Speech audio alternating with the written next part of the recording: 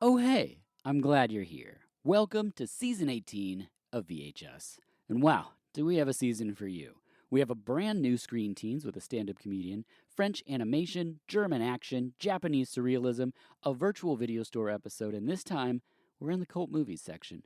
We even have Russian sci fi like this very episode. We have many new faces joining us and some familiar favorites as well. Did I say familiar? Maybe. We have something for everyone. If by everyone, I mean a very niche group who like things that most people aren't aware of. A few reminders. We're on all socials, VHS_podcast, or just search VHUS together and we should pop up. If you have a moment, a review would be greatly appreciated. Our last one is 2 years ago. Look, I'm bad at it too, but kind words are always appreciated. Also, we have a hotline, and you can leave a text or voicemail at 503 395 8858. That's 503 395 8858. Lastly, we have a Threadless shop, vhspodcast.threadless.com. You can look us up there. Shock even the most obscure movie lover by wearing some of our wonderful and strange episode artwork. Or get a mug or stickers, whatever you want. All right, let's get into season 18. The guest is Ryan Gowland, the movie is Lilac Ball, and this is VH Us.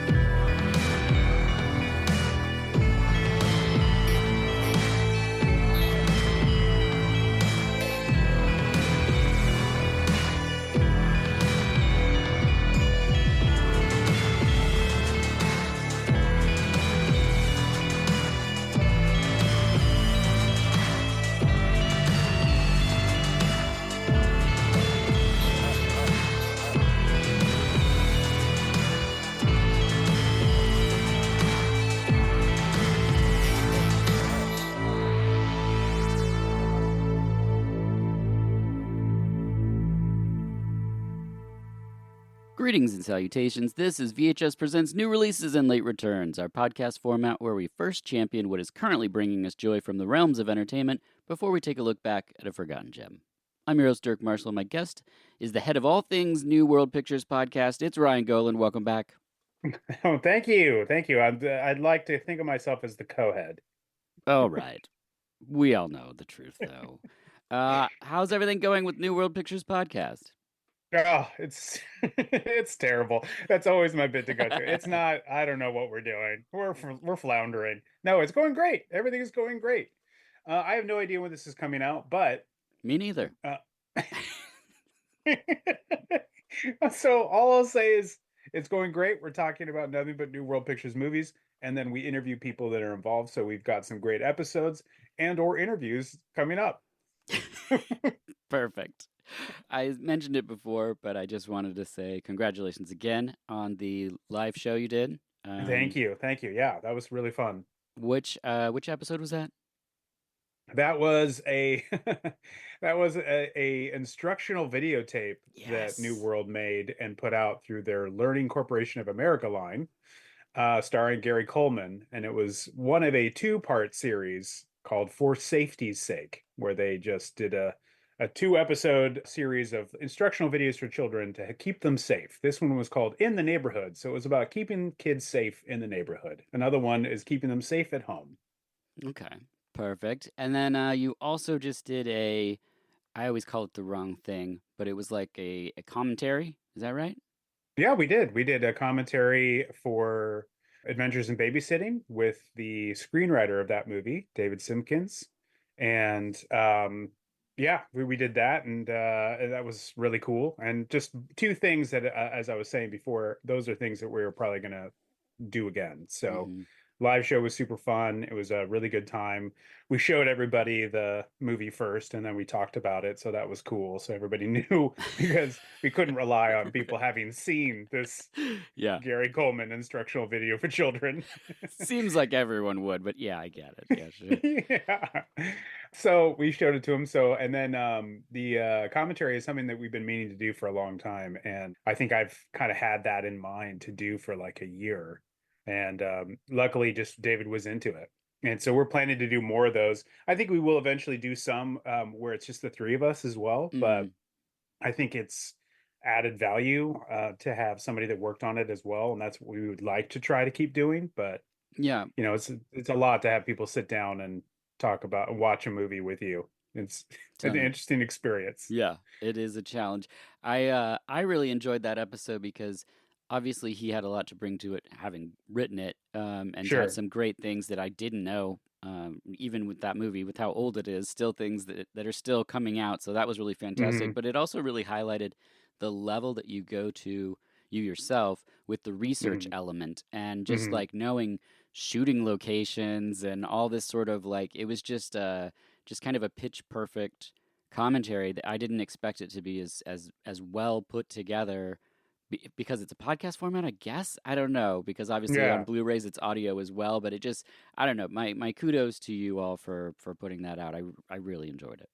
Thank you so much. That really means a lot. Yeah, I wanted to showcase that. I wanted to be able to have David, who has we interviewed him before because he had worked as an executive Hmm. for New World Pictures, and we spoke to him a little bit. So I knew a few of the things that he knew about the movie because we talked to him about it at that time. But I really wanted to not only try to set him up, but to fill in lots of different pieces of stuff that he didn't. And my favorite moment is something I found out about the little rat that she sees in the bus terminal, Yes. which he did not know any of that information and was Hmm. like, wow, I didn't know that. And that just felt like, oh, awesome. That's really cool. I mean, Yeah. because I'm not going to dazzle him with all my knowledge of all these different things because he, was there, but for most of the whole shoot. But that part I at least got him and that felt really good. Yeah, my favorite part with the when you have the guests on is that these are people who have worked on these films quite a while ago and maybe they've talked at length, maybe they're not that excited about it, but hearing the point in the conversation where they start to really enjoy themselves and especially the Hmm. times when you guys really get them and they laugh really hard. It's like Hmm. knowing cuz I know at that point not only are they having a good time, but they're going to walk away from this experience really excited and maybe rejuvenated over this experience, this thing they created so long ago that Yeah. it's really a gift that you can give to these people that rather than be like, yeah, I made this thing a long time ago and it was had this issue or it didn't have this release or whatever. And instead they're like, yeah, people still love it and they're still having a great time watching it. And it's not just in a way that's like, fuck this movie, It's like, Well, thank you. Yeah. I mean, I think it was like a year or two into the podcast that we started realizing everybody was turning to us for lots of new world information. And that's when we started, probably more like a year in. I think we started getting people from the movies. Like we talked to Courtney Gaines, who was in mhm. Children of the Corn, I think was one of the first. And we just started talking and we realized people are coming to us thinking, "Oh, you know all these people. You have all this stuff." And we don't. Yeah. But I mean, we've gotten to talk to a lot more people, but I think one of my favorites was when we talked to Jack Shoulder, who directed Generation X, which Hmm. is the first live action X-Men adaptation, which actually came out on TV in the mid 90s. And I approached him and said, "Hey, we just want to talk to you about Generation X." And he was like, "Cool, but I don't want to talk about The Hidden, and I don't want to talk about, some of the other movies that I talked about them at length with lots of people, and I Yeah. don't want to do." And I said, "No problem. We want to talk about Generation X." And then like midway through, we just started talking about those movies because I think he Hmm. was like, "Oh, these people are cool. Yeah. Yeah, I'll talk about whatever. We don't always know each other. Hmm. I'm sure you go through all this too with the people that you bring on to Yeah. watch these movies. You invite them on, they agree, they have to watch this movie, and then they're like, what is this gonna be?" Yeah. Every time it's one of the classic episodes pretty much because I don't know the people and like I when I just did the Orgasmo one, I was just so nervous because I had asked this person to watch this movie and they did a documentary, a very serious documentary about sex workers during the pandemic and how difficult Yeah, that was. yeah. I mean, I just felt this weight and then I saw the person walking up the driveway, and that just like fell away, and this person just turned out to be super fantastically lovely, and they loved the movie, which always helps. And yeah, it's a delicate dance, as we say. Yeah. Yeah. It's a lot of like listening to them, but also I think anytime you can make someone you're trying to talk to feel like they are a subject of importance to Yeah. you, Yep. I think that really helps. And you do that so well in your Oh, show. thank you. And that's what kind of is the key. So I work hard on those interviews, as do we all, but to really research and really Yeah. know what's going on with their career. And it's amazing, at least in terms of what we do with talking to people that made these movies, when you really know what you're talking about and you're not just like, so hey, you worked on that one movie, like how'd that happen? Yeah. Like there's a difference between that, which is fine. Like that can still be an interesting, That's a thing. conversation. Mm-hmm. But like when you are like, then you worked on this, right? You did this when you were just like very young and starting out. And they're like, oh yeah, yeah, crap. I Yeah. did do that. And Yeah. that kind of stuff is cool because you're like, yeah, I've been studying what you do, and it's important to me to get all of those details. And so then they're like, oh, well, this is gonna be cool. Yeah. Yeah. It's that level of respect, I think that. Correct. Yeah. Yeah, absolutely. Well, hardcore VHS heads will know that Ryan and I have tackled several strange kinder trauma films in the past, and Oh, this oh boy. this But this one, this continues oh boy. today. But first, we're going to talk about new releases. This section of the show, we celebrate things that we're currently getting joy from, not necessarily that they're Hmm. new, but they're current from the various forms of entertainment. And we're going to start with print, anything you're currently reading. Well, for print, I was gifted this for my birthday from Fred Olin Ray, Hellbent for Hollywood, Yes. by a Mr. Dirk Marshall. Oh, hello. Uh, and so I have been checking that out, just sort of like bits and pieces, sort of looking at that. Oh, the back Since you gave it end. to me.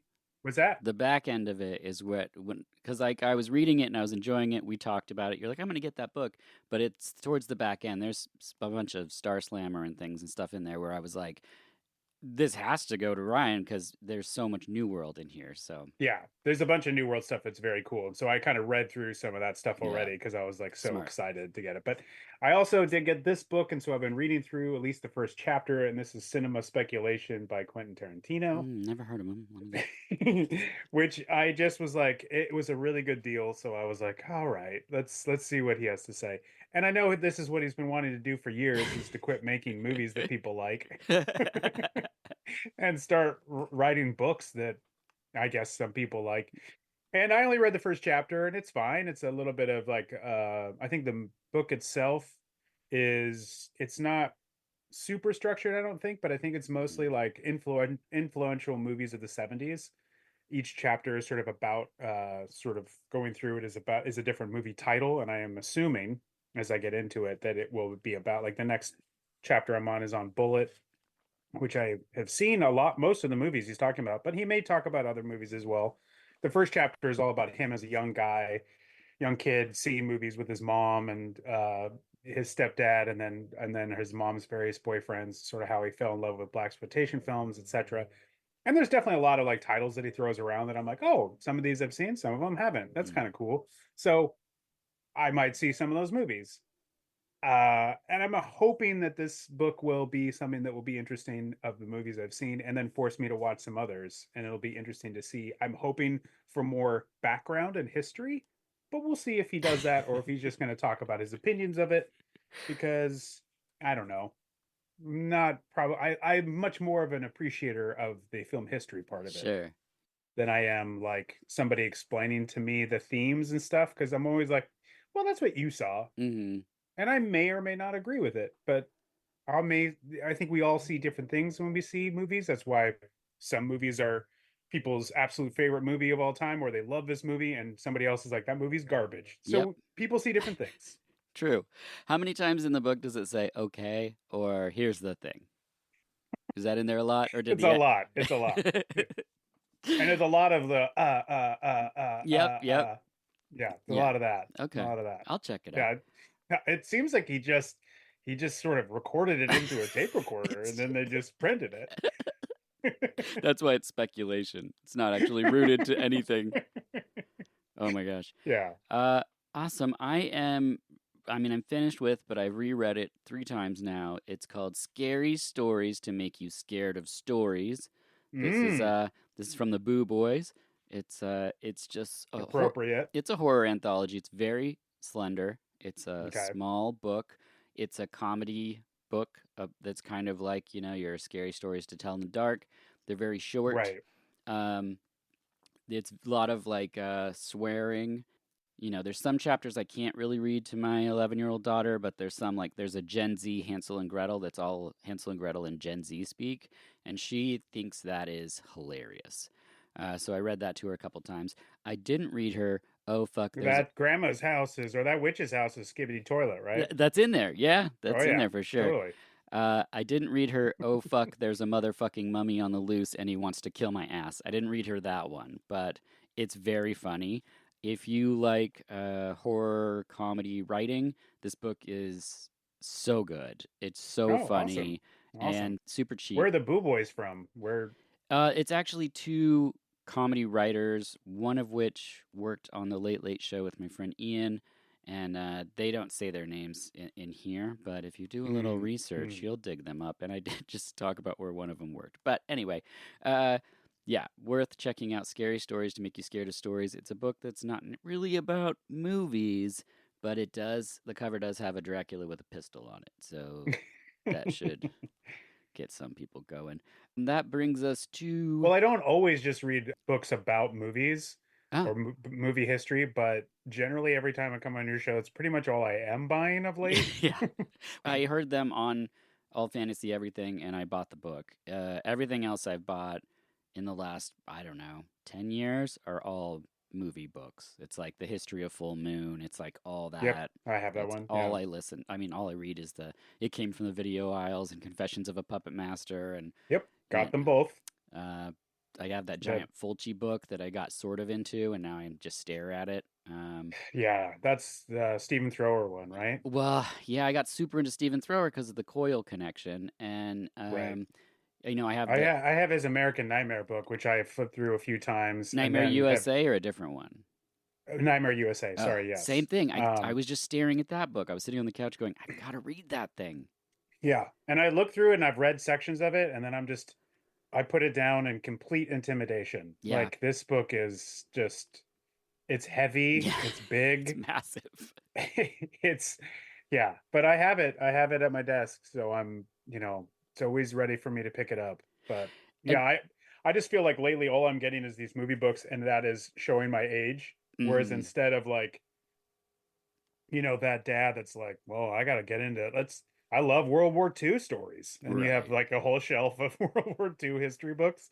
I just have history books of like, Larry Cohen and, yeah, canon film guides and just like all that stuff. That's what I fill my shelves with. So I'll just be slightly askew of the usual old dad. yeah, yeah. No, I look at the stuff, the books, the stacks of things, and I'm like, no one will want any of this. I don't know. My daughter's not going to be like, Dad, where's the Canon Film Guide Part 2? Because I I got through. finished one, so I'm going sequentially. Yes, it's just like I hope she does, but chances are it's not going to happen. Yeah, no. Um, Yeah, I don't think they're going to want any of those books that I have, but that's yeah, okay. They're for me. yeah. And when I'm dead, they can throw them in the garbage. She won't be like, I finished all 5 Phantasm movies. Where's fiction? I want to know what Coscarelli did to flesh out the world a little bit. I love that book. That book's Me fascinating. too. I love Yeah. it. Yeah. Yeah. Same. I was so excited to get it. All right. That brings us to games. Anything you're playing game wise? I know you haven't had a lot of time. Yeah, it's kind of the same answer I always give you because my kids are into games, and particularly our 11-year-old son, who is like, so we have games in many sections of the house, including we have one in our bedroom. So I have no real excuse other than I'm always watching a movie instead of playing a game. But, it's just the usual stuff I play with him, Hmm. sports games and stuff like that. So, but he and Fortnite have taken over our main Hmm. Xbox in the family room. So it's always that, or if, or the both of our kids will play Minecraft. And Yeah. so it's like, you know, they kind of win out on that. And I keep thinking I've been eyeing Red Dead Redemption 2 because I'd never played that one. I've only played the first one Yeah, and I loved it. And I was like, I should do that. But then that's going to keep me from watching so much. Italian Westerns at night, which is what I've been doing lately anyway. So I'm like, that'd be cool to play the Westerns, but Yeah, that will keep me from watching all these Westerns that I have just sitting on the shelf that I need to watch. So yeah. I yeah, I so got Red Dead Redemption 2 and just couldn't remember what the option was to not punch the horse, and so I just kept messing up. And then I punching the damn horse. yes, and then I did something in a town and I didn't know how to undo it, so then everyone wanted to arrest me. I just made a complete mess of that game and then and just never went back to it. But I've Sure. seen so many videos of people finding cool stuff in that game, like on TikTok and everything, where they're like, this is where the Yeti is and this is where all the gold is buried. I'm like, this seems so fun. I should really get into it. But chances are, if that horse is still there, I'm going to punch it and we're going to have issues. So, you know, I don't It's know gonna what hard to get around. it really is for me. If you told me there's a game and there's a video game where you are in the Old West, and if you need to travel from place to place, you have to get on your horse and ride for a little while, Yeah. and that I would not hate that, Yeah. Yeah. I would have been like, I don't think so. I Mm-mm. doubt it. I highly doubt it. But I get on that horse and ride for a while, and it's very relaxing. Yeah. I don't know. I Uh, like that game. I need to get the second one. I know the second one's been out for literally years, and I'm yes. just way behind. So that just goes to show you where I am on games. Still good gameplay, I bet. When the kids go out of the house, I'm gonna just totally turn into John Carpenter, and I'm gonna watch movies and play video games and fuck around. Oh, can't wait. Can't So wait. watch Laker games. That's all I'm gonna do. I'm gonna Uh, base that's I'm eyeing that. That's my retirement plan.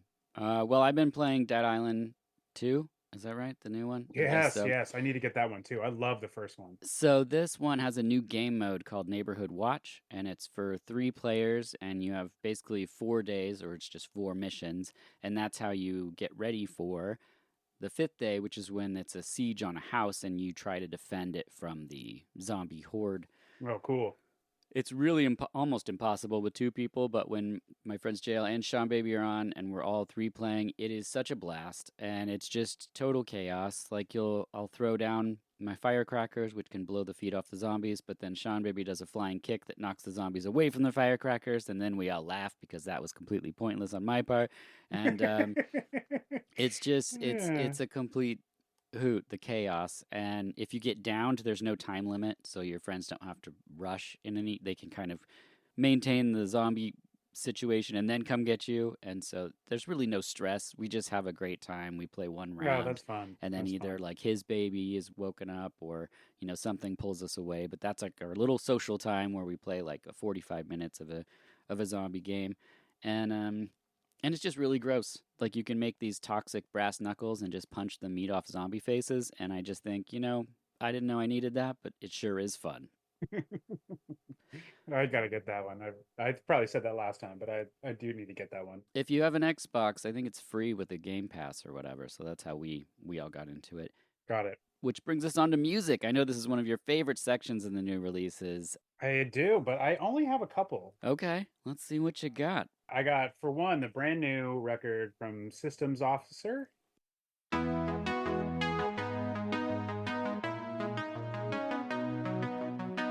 This is a better way. This is a better way. This is a better way. This is a better way.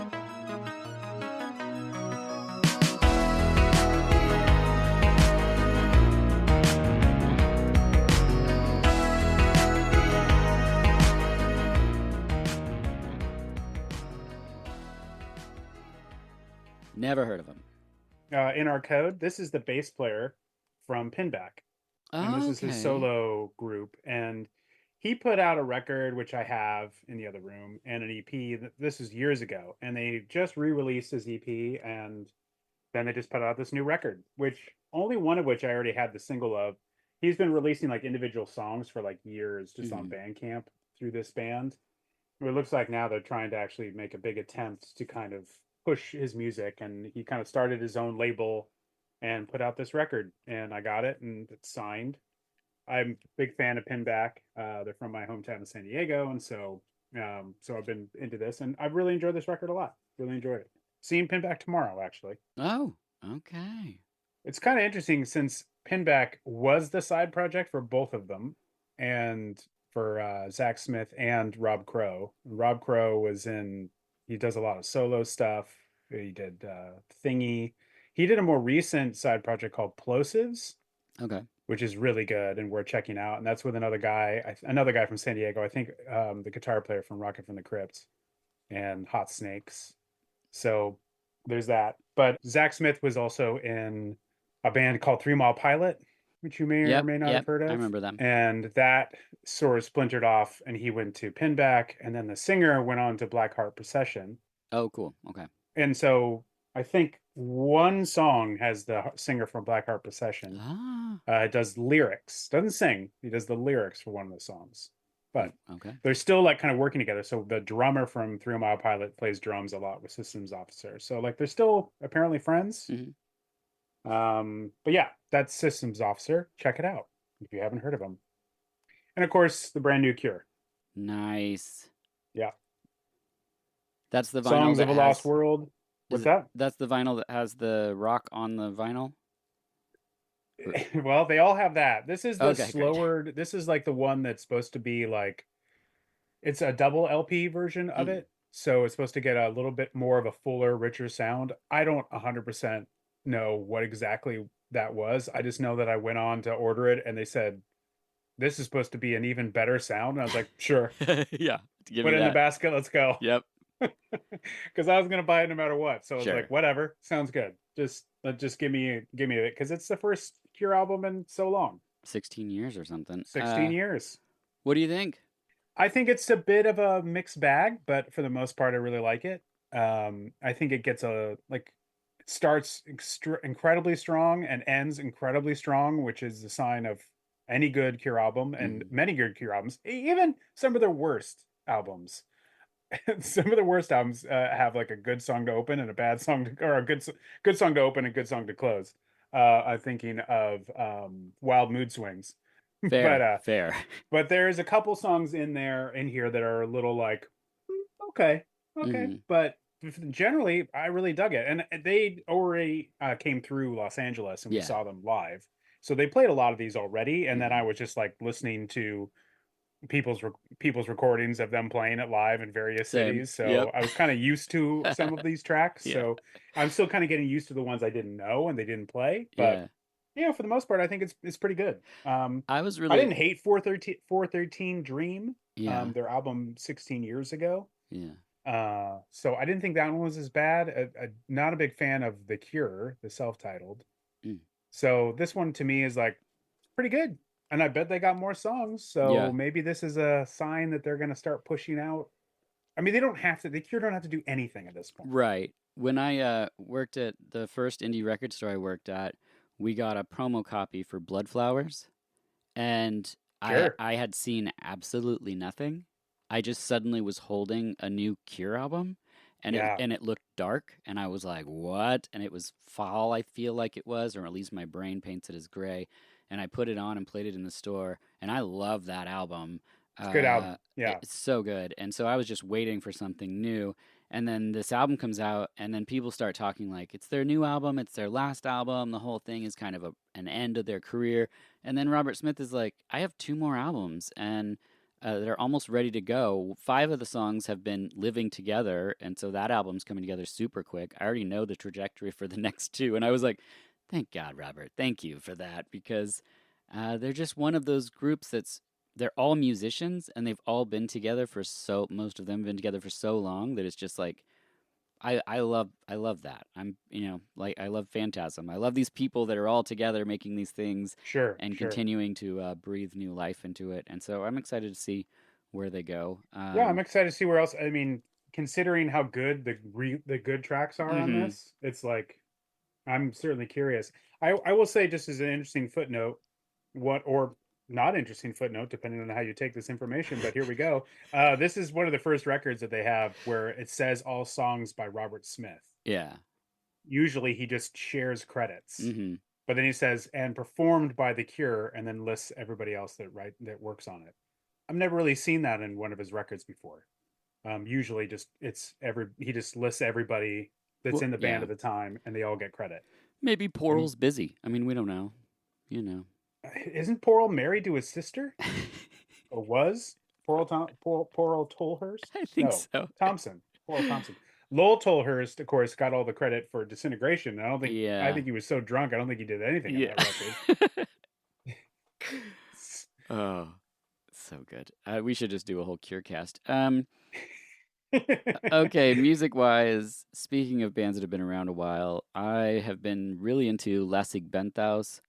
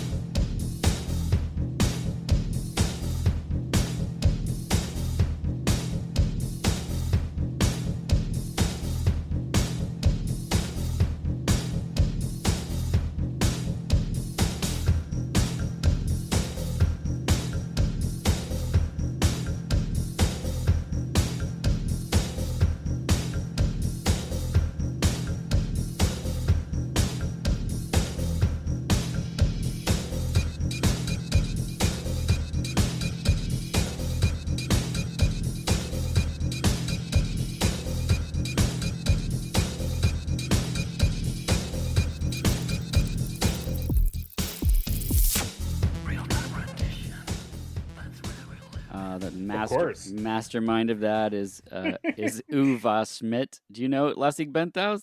No. Okay. No. So you just make it sound like, yeah, I've been into everyone's favorite. that's whole how band. That's how I feel about everything, Ryan. And it's only when the world reflects to me back that nobody knows what I'm talking about that I go, oh right, okay. Well, Uwe Schmidt is the mastermind of Lassig Benthaus. He also did Adam Hart, Giesengosh, Adam Trademark. Lassig Benthaus is their like electro-industrial act, and if you go Okay. back to their first albums, I say it's one guy.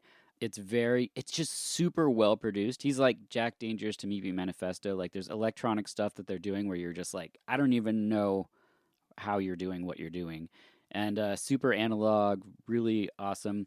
There's one album called Matter, one album called Render that I really, really, really like, but I like pretty much all of it.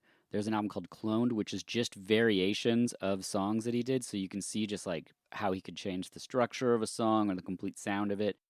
現在はハイテックばかりです。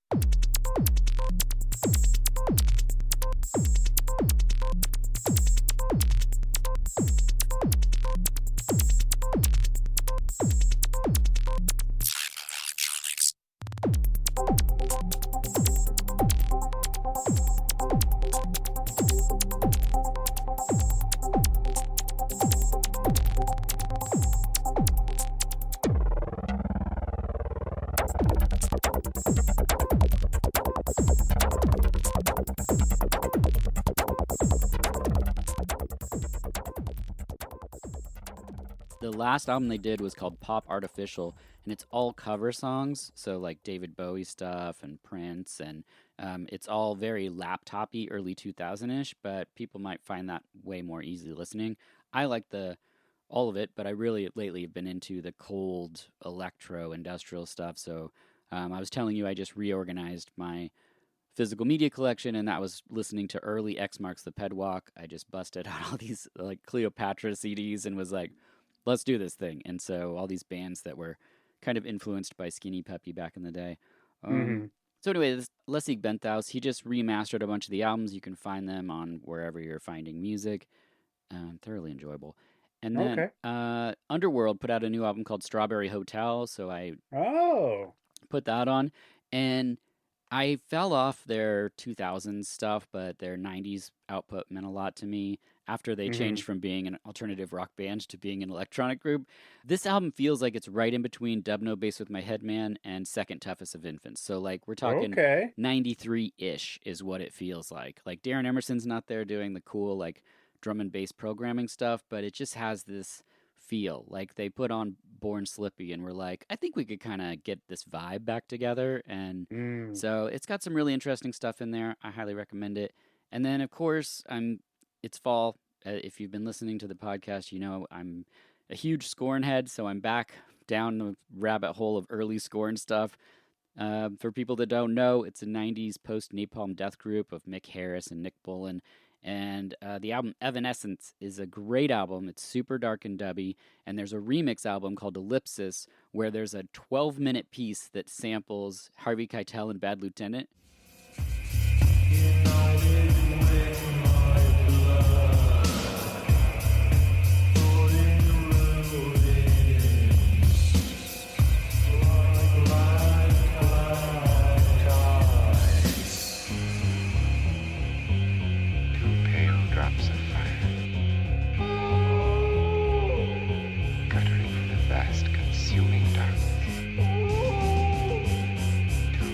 Drops of fire,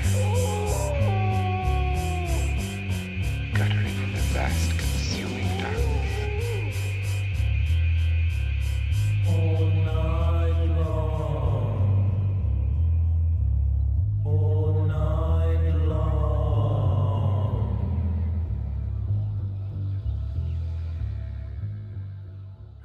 Which is the part where he's naked and crying. And going, oh! He's like, I'm sorry. And if you had told me when I was 15 and found that I was like, you'll still listen to this when you're 40-something. Right. Well, it's true. I still get a lot of joy out of things that most people wouldn't listen to. Back when you were young and you had not seen Harvey Keitel's Lena before. I think I had. But, yeah. Well, when did the piano come out? Right around the same time, right? Yeah. We could thank Jane Campion for Harvey Keitel's penis. Where's debut. that letterbox list? I need somebody to put together a list of Harvey Keitel's the penis? movies where Harvey Keitel's penis is in it. Is there only 2? I think there's more. I think we could. Let's really take a look. We could flesh it out. All Indeed. right. Well, that's all the music I have, which brings us to episodic entertainment. Anything in the television realm? I was racking my brain for this. I don't think we have anything like we're trying to watch stuff for the kids, so we're trying to like get through whatever they want to watch, and then they can go to bed and we can watch what we need to watch for the podcast. Yeah. Because we just wrapped up doing an Alien revisit, which we did watch with them for the most part, revisiting all the Alien movies. But now we're watching one of our next episodes, which will probably be out by the time this is out, where we talk about a mini series. So we're trying to like get that done this week, which is so we're just like not. So largely we watch whatever they watch, and right now all they want to watch is Abbott Elementary, which is a very fine little sitcom. Oh, okay. And it's funny. I love the actors on it are all really good. But the kids want to watch almost nothing but that because that's their generation. And they're just like, let's just watch 5 of them. Yeah. And we're like, no, I can't. I watched 2 and I'm like, okay, I'm exhausted. Can we watch anything else? And it's not like the show's bad. It's good. Yeah. It's just, I can't sit there and they just are like, let's just watch the show nonstop. Yeah. That's how my daughter is too. She's like, I'm going to watch all of Jessie. And we're like, can we break it up? I can't. Great. Just Great. the theme song after a while, you start to be like, I can't take this. I can't. Right. Yeah. And what's funny with Abbott is that they have a theme song and everything, which is about maybe 15, 20 seconds. There's almost nothing to it. But like everything that's streaming, it'll always say skip intro. Yeah. And so our son's always like, skip it. And I'm like, we're catching up on 5 seconds. Like we're not catching up on much. There's not much, but he always yells that. Yeah. Skip it. I do too. We watched Hysteria on Peacock. Okay. So it's I have not seen it. Satanic Panic show, basically, but it's got Bruce Campbell. Right. Yeah, I've heard about it, and we do have Peacock currently, but I don't know if that's one we can watch for the kids. So we haven't gotten to it. I mean, that's to your call. It's not too crazy. It's really, it's well made. It's pretty. It looks like all the shows these days where you're like, everything's so colorful, unlike real life, but lots of gels. The interesting thing about it, we just finished it last night, and while I don't love maybe the last episode, it's so nice to see something episodic that has an end. It's like they're not, even if they came out with another season, they don't need to. It's just like it feels nice. And Bruce Campbell is so interesting in this role because he's a small town cop, sheriff guy, uh, who just kind of gets life, who's like goes to the teenagers and he knows they're going to be teenagers. So he's like, come on, like, what are you doing? There's just layers to him that make him very interesting. And he's such a good actor. It's nice to see him. It is horror, but is his character really? I don't know. It's just, I feel like he gets to shine in this a little bit more than being Ash again. Yeah. Yeah. So we watched that, but I've also been started rewatching The State. So Oh, yeah. the 1994 sketch comedy show on MTV. Yes. And for some people that don't know, it's where Thomas Lennon, Michael Ian Black, Ken Marino, Carrie Kinney, Michael Showalter, David Wayne, and more and more and more. There's 11 cast members. It was 4 seasons. It was only on for 2 years. Yep. But outside of the first season, I was like, because I started there and I was like, I know all of this.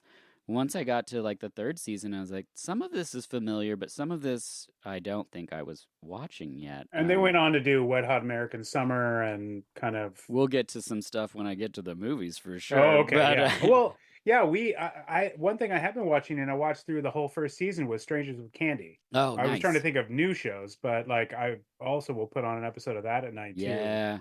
And that's one of Eric and I's favorite shows. So Oh my gosh. I watched through the whole first season. I'm on the 2nd season, and that's just something I put on periodically. Mhm. I Such love a that hilarious, stuff. yeah, love that show. So funny. Those comedies, they're so committed to these characters that they're portraying, and I find that endlessly hilarious. The more silly the situation and the more like serious Mhm. that they've approached it, that kind of stuff, I have to watch it by myself. It's not my wife's bag at all, but oh my gosh, It's got some of the stuff that's still like absolutely, just to think about it just makes me laugh uncontrollably. There's a bit that Stephen Colbert does in that show wherever he picks up the phone, he just slams his dead hand like to dial a number. Yeah. And it's like, Yeah. and it's the dumbest bit, but it makes me laugh like crazy. I love There it was so a much. bit where Jerry was sitting and there was a foot like in the foreground of a shot, and she was talking to somebody, and as soon as she gets up and the foot's still there. Yeah, yep. And then like the foot like kind of tries to do a foot walk off the screen. It just stupid stuff like that. That's just like, these guys are just having a great time. Yeah. And I only bring it up because The State and Strangers with Candy are 2 shows that are just like, I can't believe these were on the air. Yeah, for real. It's kind of like a miracle that these things actually made it through. Were given money. Mm-hmm. I haven't watched the 3rd season yet or in a long time, but I think you start to see like the network notes making their way as the series go on. Yeah. And I think that's especially true of The State, but it's still like there are these mini miracles that they were given time and seasons. Yes. I mean, they weren't given as many seasons as a lot of shows of that time that got many more seasons, but still amazing that we got as much out of it as we did. Yeah, that's so true. Including movies, which brings us to movies. What have you been watching in the movie realm? I've got a bunch. Well, where do I start? I'll just start with all these spaghetti westerns because I've been doing that. And we were talking about shelves. So I had my complete Sartana set, which I know you have. Yeah. And I had it facing out, which tells me I didn't realize, but I looked down and I was like, I don't think I've seen 2 of these. Oh my God. What am I doing? Why have I not checked out all the Sartanas? So I did. So I checked out the last 2, 4 and 5, which are Have a Good Funeral, My Friend, Sartana Will Pay, and also Light the Fuse, Sartana Is Coming, both of which are great. Yes. The 2 through 5 are all directed by the same guy, Giuliano Cartameo. And he had done another movie that I was like, oh, I haven't seen, I should check out his other movies. I was like, of course, he did all the Sartanas. And then I noticed I hadn't seen these 2. And these ones are really, really good. Again, ultimately, like a lot of Italian Westerns, they're about gold and getting the gold and making sure you get the gold away from the other people. And that's sort of what, like, a guy gets killed and Sartana kind of investigates it. And it's the guy's daughter has claim to the land and everybody wants the land because there's gold there. And then the same thing, there's this old gold that's been hidden away by this guy that he meets in a prison. But this is the 5th one, Light the Fuse, Sartana Is Coming, is really the one I would highlight because I really thought it had some really cool set pieces. When he goes to a jail to drop off these 2 guys he shoots in the beginning, they end up just throwing him into the jail, which is just these pits in the ground. And that's where he meets the guy that knows about the gold. and they end up escaping. And then there's a scene where they're like in a bathhouse.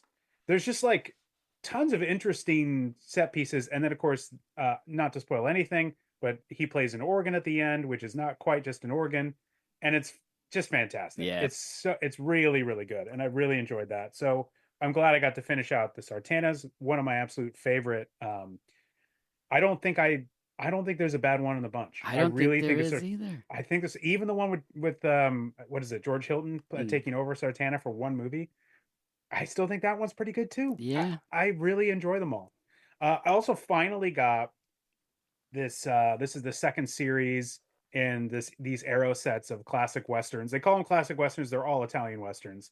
I appreciate that because I don't know if some guy bought them and was like, "What? This doesn't have Jimmy Stewart in it. Right. There's no John Wayne. What the heck is this?" But anyway, two of the movies that I got to watch, because as soon as I got it, I couldn't wait. $10,000 for Massacre, and also, what's the original title of this one? Find a Place to Die, as well. I like to switch them around to you get the reversible art, so I like to switch it to the Italian art. Wait, that's Ringo. Yeah, I think they called it also a Ringo movie. He's not called Ringo in the movie at all. Not at all Ringo. That happened to a couple movies that I came across. Yeah, these are both very enjoyable little westerns. So I've just kind of been on a little western kick. This one also has Johnny Jarko, who plays Sartana. That's in $10,000 for a Massacre. Final Place to Die is, again, Giuliano Carnameo. And so this is one of the movies he did leading up to the Sartana movies. Okay. So seeing that, I was like, oh, cool. And it stars Jeffrey Hunter, who, if Star Trek fans know, he played Captain Pike in the original pilot before they decided to move in a different direction and brought in William Shatner. So those are, I've just been on a huge Italian Western kick. Just real quickly, a couple other things I watched. I watched Fear.com. How was that? It's still Fear.com. I've never watched it. It's not good. Okay. I remember I just remember they just sort of came out from Dark Star, and they're like a partner label, Vinegar Syndrome. So I was like, oh, what the hell? I haven't seen that in a long time. And it's William Malone who directs it. And I really like Creature. Mm-hmm. He's done a couple of, there's another movie of his that Vinegar Syndrome put out, which I've watched, and I was like, it's fine. It's definitely like, we don't have much money, but we're going to try and pull off a creature feature anyway. And so I like him, and he directs this. And honestly, there's a lot of it that looks very good. And it's very kind of got that 90s, 2000s kind of hybrid, everything's lit in blue kind of thing. Yeah. So it's got a lot of that going on. And it's an interesting movie, at least in terms of that time just post Y2K, when we were like, well, the internet's going to kill us. And so we were trying to find ways to make the internet scary. So it's at least novel for that. But I was like, I don't remember that being very good. And I watched it. I was like, it's still not. Yeah. Okay, good. And I also just watched District B13. Oh, okay. Now we're talking. Which I have never seen. And but I've heard about it and known that it's like the parkour movie, which it is. And it's a blast. Yeah. It's a lot of fun. So much jumping. It's worth watching. It's really good. Some great action scenes. The parkour stuff's really good. Well thought out. Guy directs it, was a cinematographer, and this is like his first time directing a movie. And it looks fantastic. It's a lot of, and the element of it that is like a semi like apocalyptic future, that part of it to me doesn't really work. But so what? You're having a good time. There's some cool action scenes. Like, it's really enjoyable. It looks good. I just love some of that look of like the French action movies. I think that's like, as I'm kind of running through all of the Italian stuff that's coming out, I'm like hungry for more, of that kind of flavor. And French movies are not the same, but they have a similar kind of, there's a thing to them. Yeah. Which is all I can say is like, when you watch an Italian movie, you're watching an Italian movie, good or bad. True. Which is funny considering we're always trying to make these movies and sell them again as American films. Yeah. Like, they have such a thing about them that is not American, and French movies have that thing kind of too. And I've watched through a couple of the Taxi movies, if you've seen those, and recently those Lost Bullet movies. Like, just there's a lot of Oh, really I good love French those. action out there. Oh Yeah. yeah, love those. Yeah. Yeah, I'll watch all of them. Any French action that comes out, I'm like, give me that. Nom, nom, nom, nom. Yeah. Okay. Any other movies? There's tons, but There's tons. I've done a bunch. Okay. Oh, there's no. I'm sorry. There is one more that I have to tell you about because you need to watch it if you haven't, Great. and that is Child of Peach from 1987. No. Unless it has a different title. I don't know this. It is about a little kid who is saved by a peach, this Oh. giant peach that's in his parents' house, and they basically rescue. Yes. Yeah. I know what this is. And eventually this peach goes somewhere else, and they're trying to. And you know what? I don't even want to start to talk about what it is because it's impossible. It is just simply, and it's appropriate for the movie that we're going to talk about because it's one of those movies. It's like it has a lot of kinder trauma Yes, aspects of it. It has a lot of fairy tale aspects of it, and it is a complete banger. It is so good and it's so interesting. There's no dull spots. Yeah. It just goes. It's extremely propulsive. I've seen sections of this film. The part where all the peaches form like a peach person. Yeah. Yep. Yeah. Yep. No, this is Yeah. one of those that I want to have a great, because we just got those Taoist Tales, 1 and 2, which, you know, have sequences where you're just like, I love this, and they look so great now. And this is one of those titles that, like, that's what I want. I want the remastered. But I watched this with my Thursday night movie group, and somebody else had suggested it, and I was like immediately like, "Holy crap!" And then I found that there's a sequel, and I was like, "Well, we have to Yeah, we have gotta to watch do the that. sequel. Like at some point, we have to watch." And I've heard the sequel's not as good as Child of Peach, but who cares? Yeah, it like if won't it's be. got any bit of, you will absolutely love Child of Peach. Yeah. I just I'm your so taste. excited. This is like 100% a Dirk movie, Oh. and I just absolutely loved it, and I'm just waiting for someone to announce that they're putting out a Blu-ray or 4K of this thing. Yeah, I can't wait to. That's one of those titles that, like, if you go that obscure when you're remastering something, and they're like Child of Peach, $44, I'm like, here's my card. Like, it's whereas like sometimes I'm like, is there a $22 one? Like, what are we doing here? I'm like, do I just wait for the standard? Yeah. Like, can I just That's one of not those. worry about the limited edition Yeah. booklet? It's also one of those that like I would buy like day one or pre-order or whatever, and then 5 years later there's still 300 copies left because not Right. everyone wants this thing that I freaked out about, and I'm like, I love this. Yeah. Yeah. I feel like this one would get. There's a lot of people that Cool. that have seen this one, and I feel like this is going to happen at some point. Yeah. Unless it's just one of those movies just mired in rights issues and all that kind of stuff. Yeah. I don't. And they can't find the original, Mhm. a camera negative or one of those kinds of issues. But this is just somebody's going to put this out. It's fantastic. Yeah. It's so good. Okay, I just have a couple. Wanderlust Bizarro Cut. Like I mentioned, David Wayne and Yeah, those people. So Wanderlust, they did a Bizarro Cut. So they made Interesting. an alternate version of alt jokes and footage not in the original one. The film stars Cool. Paul Rudd, Jennifer Aniston, Joe Latrulio, Jordan Peele, and more. It's a comedy where city folk go to a free love community for anyone that hasn't seen this film.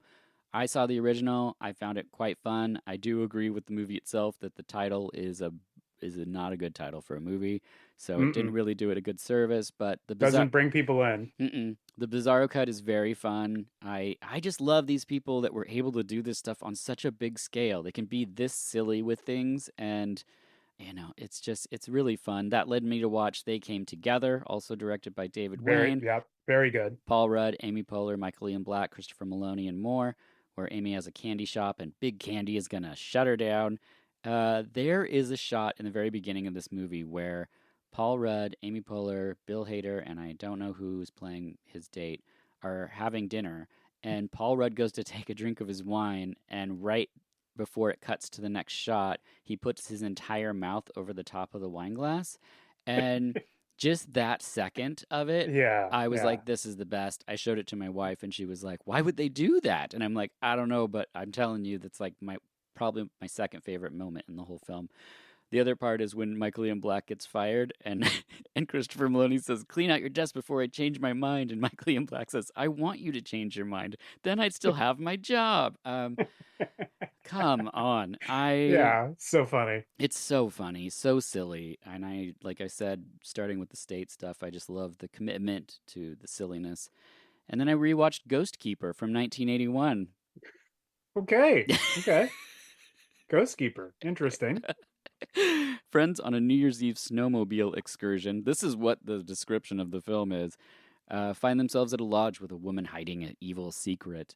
This is a movie that, yep, we both have the Blu-ray. Hmm. I like this movie, and I think it's so fascinating to know that he ran out of money while he was making it, and then just like said, "Well, we'll finish it." And kudos to him for that. It's got a slow pace and it's a spooky, slow burn kind of thing, but I like the environment. I like the overall feel of it all.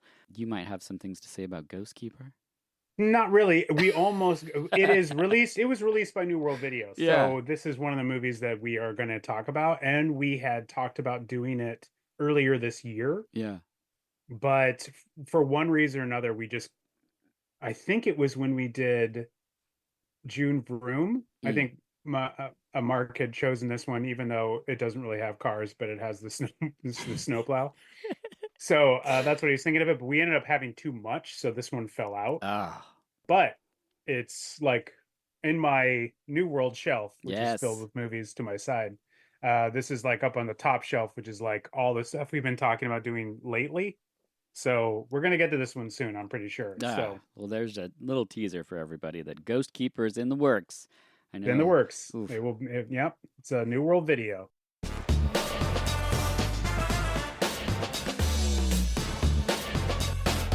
Let me ask you a question. What would Cafe Flesh be without Tantala Ray? What would Slumber Party 2 Massacre be without Atanas Illich? What would Electric Dragon 8000 Volts be without Tadanobu Asano? The answer? They wouldn't be the same, because you need that certain flavor. That's like food without Marshall's hot sauce. For 14 years, chef, teacher, and cookbook author Sarah Marshall has been making delicious and flavorful sauces in small batches by hand. Every bottle of Marshall's hot sauce is prepared by Sarah. You can elevate every meal with the help of an actual chef who's using the freshest produce and the highest quality ingredients. Plus, she now has launched a seasoning line taking actual produce, dehydrating and freeze-drying them, and powdering them to make delicious seasonings without chemicals or binders. There's even more at marshallshotsauce.com. That's Marshall's, HAUTESAUCE, from an actual hot sauce subscription, which gives you guaranteed access to limited edition sauces, to a gourmet pasta with special herb blends rolled right into the noodles. You'll find it all at marshallshotsauce.com. Enter VHS Podcast for 20% off. And now, back to the show.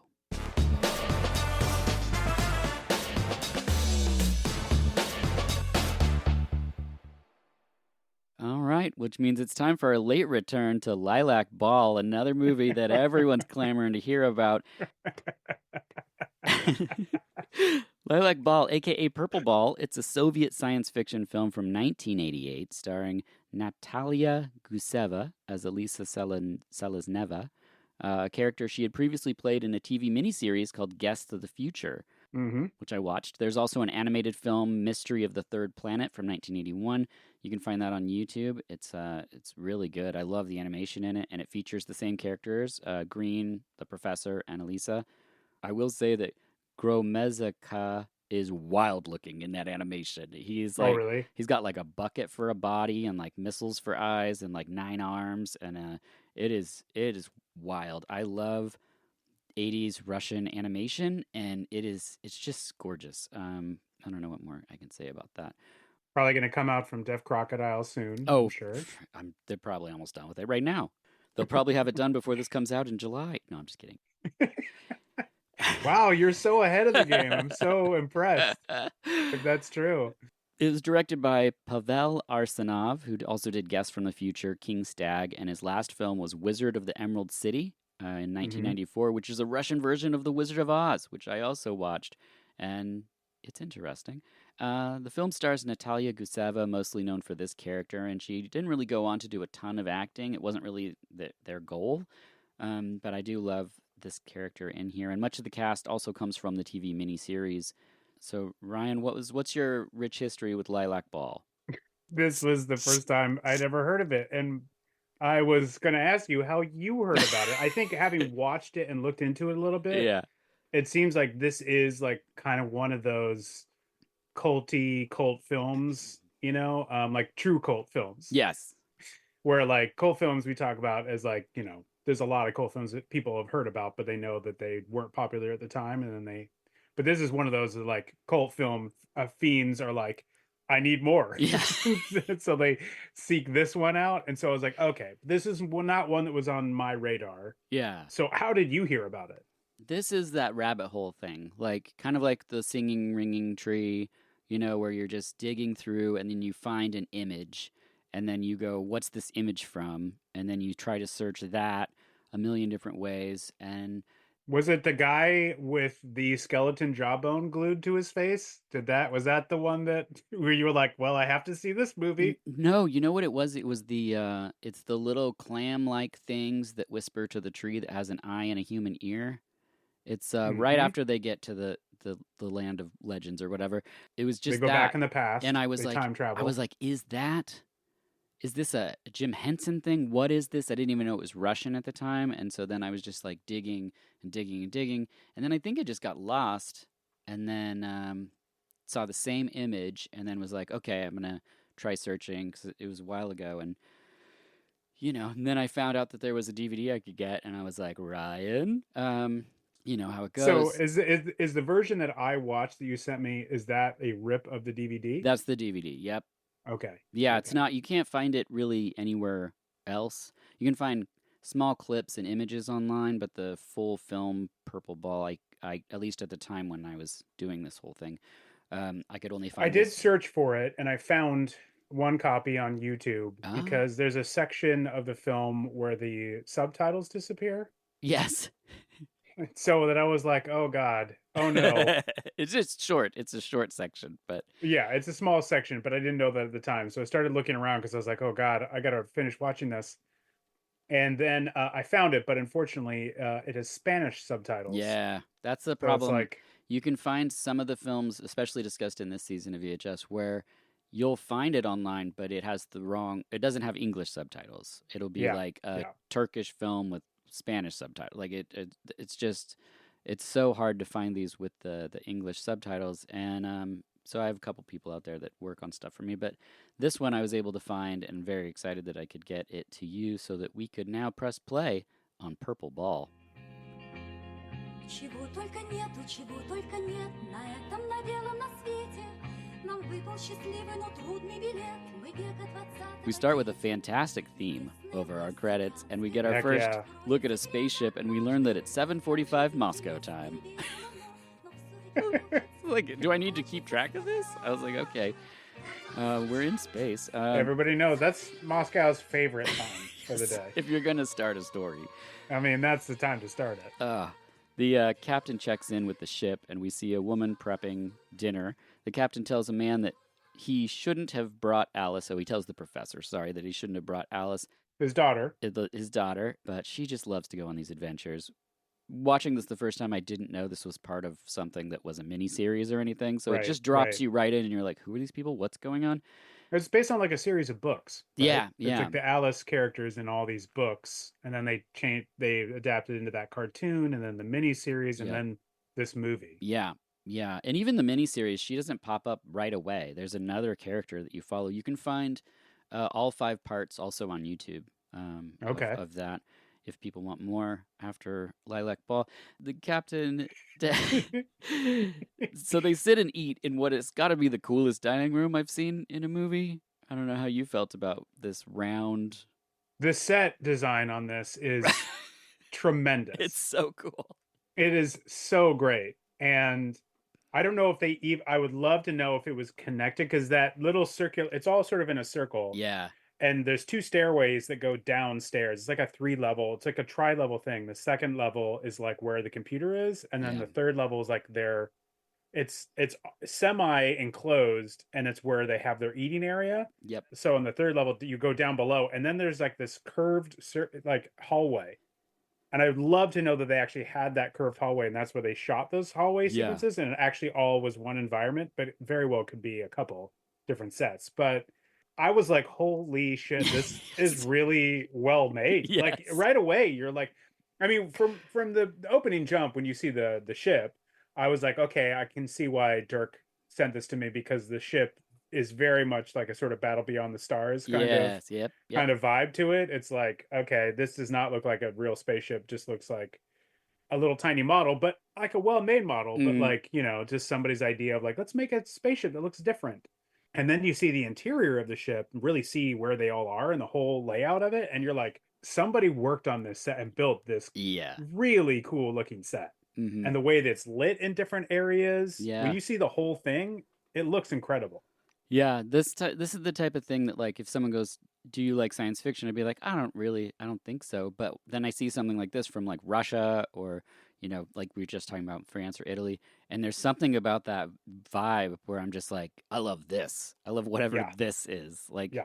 the future seen through like 60s, 70s, 80s eyes, where they're just like, it's gonna look like this and so cool, and you're like, whoa, okay. And the way they had the glasses look, even like Yes. they had these weird very tall glasses with this like particular bubble in it, Yep.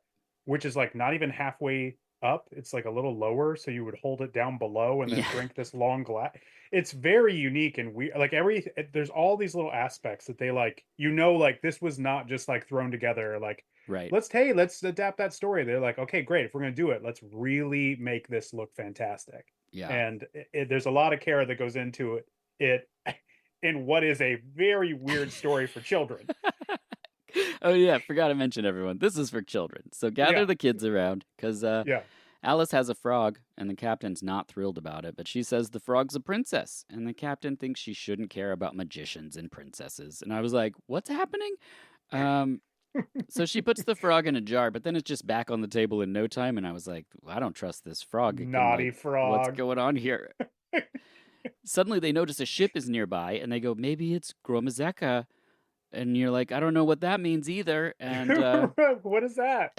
and they thought it was, but it's another ship. So they do a future scan. I know you loved the future scan of the ships. Of course. Where it's just sort of cartoon outlines of other ships. So they're like, nope, none of these are matching. I don't know what to tell you. Then the ship that itself tells them that it's the Black Wanderer, aka Space Death. And then we get the raddest music coming in right here.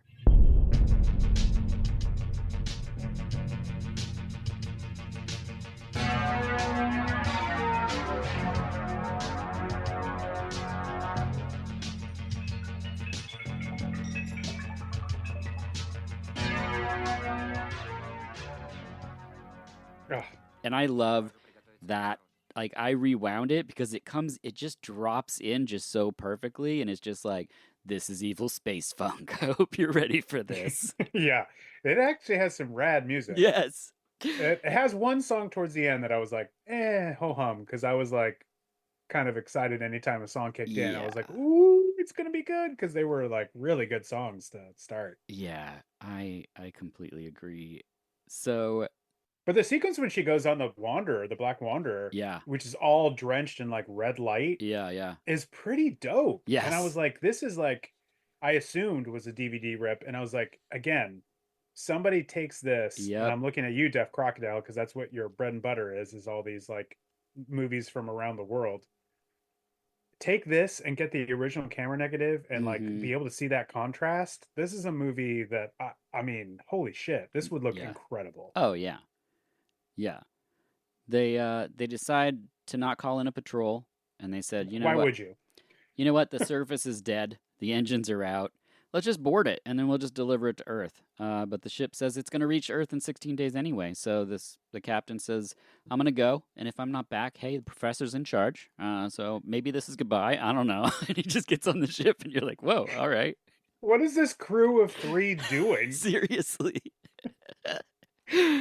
So he walks off, and as he walks, he sees the frog in the hallway. Yeah. And it's just like, there's like pensive music, and I was like, I don't know do I trust this frog? What's happening here? So he flies to the Black Wanderer. There is a payoff. There's Yeah, a payoff. That's true. Which is funny to think back, because I Yes. thought that same thing. I was like, what is this stare down? Yes. All right, whatever. Well, Yeah. it comes back later. The second time you watch it, that frog's got a whole different vibe. So he flies to the other place, and he walks through a long, dark hallway. It's pretty awesome. And then out of nowhere, it's Gromazeka, who is a man that has 4 arms. And a giant yeti of a guy, yes, he's massive. a massive beard, and a massive like costume of a yeti, because there is no other way to put it. It looks like probably the nicest Chewbacca costume you could buy like at a drugstore. Yes. That's kind of putting it down. It looks better than that, but it's still not like, that's what it is. It's so that it can habit 2 people. Yeah. So they can have 4 working arms. And he does. There's not 2 hands on strings tied to 2 hands. There's 2 people in there. And it's funny because in my notes it said, Ryan, please describe Gromazeka here. So you did it. You killed it. I did it. I did it already. They all have tea, and Alice tells him that the frog is a princess, and he's like, dope, no problem. And he's like, makes sense to me. Yeah. The captain's like, I'm still not sold. Put that frog away. Yeah. So also, why was the frog in the hallway? Like, you got it. Like, if you're gonna take your frog into deep space, at least like take care of your frog. Well, it just doesn't listen. Is it? She put it in a jar. It was back in the dining room. You can't control it. We'll find out why. We kind of already know. It's a princess. So they all have tea, and then the captain tells the professor to take Alice on the Wanderer with Gromazeka and like just experience it. She'll love it. She'll never forget this experience. And you're like, okay, weird. So they check it out. There's skeletons and glowing rocks, and it looks super rad. And Alice sees a purple sphere, and then the captain calls them, and they come back. So it's, it's a really quick little excursion they go on. He's found a recording the last minute on the Black Wanderer, and we get a sick tune, and then a sequence that I was like, this is amazing.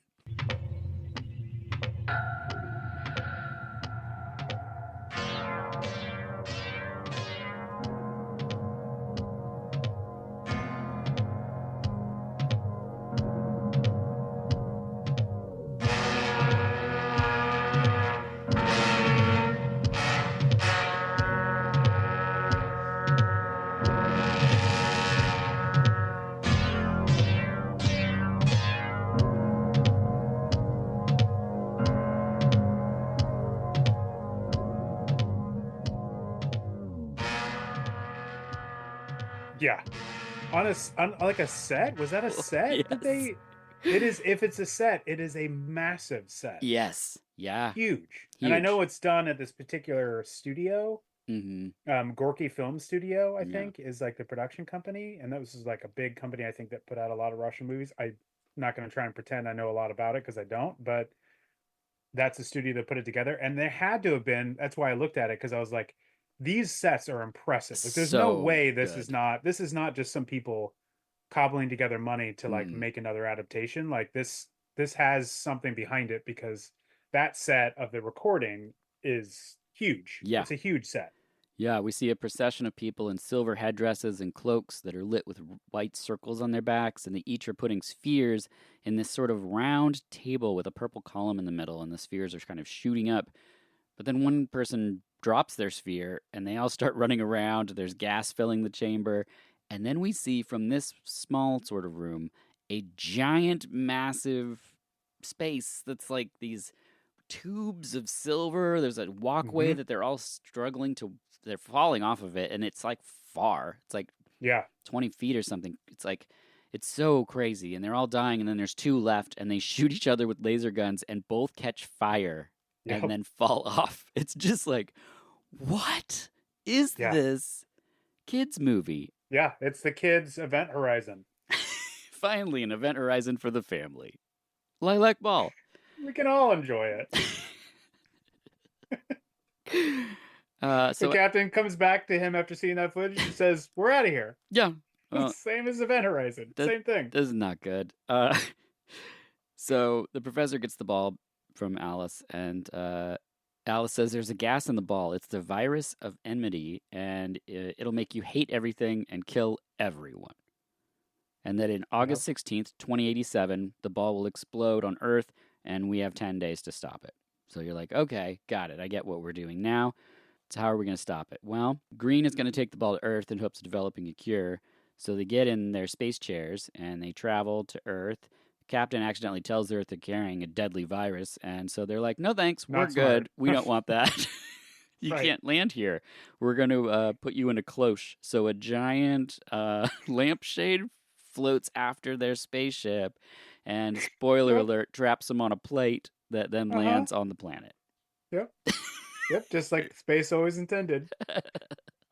But what I love about that scene is that like it is realistic, and one of the more realistic sequences of this is that they're like, hey, we found this disease and we need to bring it to you to work on. And they're like, well, you've lost it Yeah. because you shouldn't bring this anywhere near Earth. Yeah. And we're going to make sure you don't. And they're like, no, you don't understand. This could kill everyone. They're like, well, then we're not going to let you come down here. Like this, that actually made all the sense in the world. Yeah, It was like, yeah. no, our protocols are you must stay in space then because we cannot have this down here. They're like, no, there already is one down there. We just have another one. And they're like, you can't come here. You're terrible at this.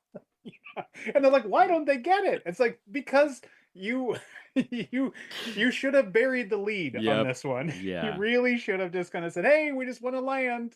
Is that cool? Then Yep. we could have probably, but we have a whole other sequence we're going to get to, and that's why. But So Alice says that she can travel back in time to the era of legends and discover where Black Wanderer put the ball on the planet. And Gromazeka's like, yeah, I'm going to go too. This sounds great. So now Alice and Gromazeka are in this awesome... she says she's going to go down there because she's like, you guys don't know that time. Right. And I've got some associates or I've got some friends down there. Yep.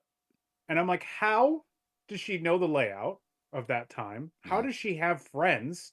Which she does run into one of them. Yep, she does. Eventually. And you're like, how does she have friends? So this is where I'm like, well, we maybe haven't seen. Yeah.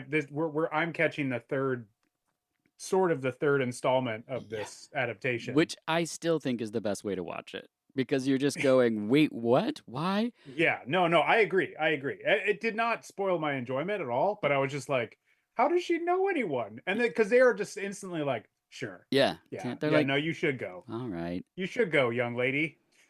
Yeah. So they go in this time travel spinning room, which Mhm. is, again, gorgeous. Yeah, rad. And then they're in the era of legends. They first encounter these squeaking weird shell crab footballs that have kind of little dangly crab legs. This is the image. Unbelievable. This is the image that made me seek out the movie in the first place. It's very like Jim Henson-esque, like sort of Dark Crystal-esque Yes. Yep. kind of creatures. Yeah. And you go, yeah, okay, that makes sense. One of them flies over to a tree that has one giant eye and a giant huge human ear. And it's like whispering. And then there's this deer bird thing that they call dragon that's also in the tree. And like, sure, give me one of these effects and I'm like, I'll watch another 20 minutes to see where this goes. But it's just like, here's 3 amazing weird designs creatures. And Ryan, what do you think of the sounds everything makes in the era of legends? I literally had to stop the movie and like listen around like, what is that noise?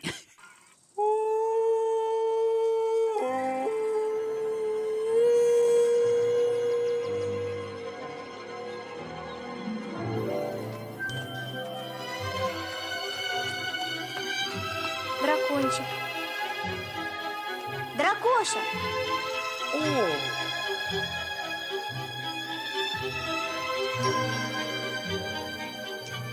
Здравствуй. Ты не видел волшебника Уха?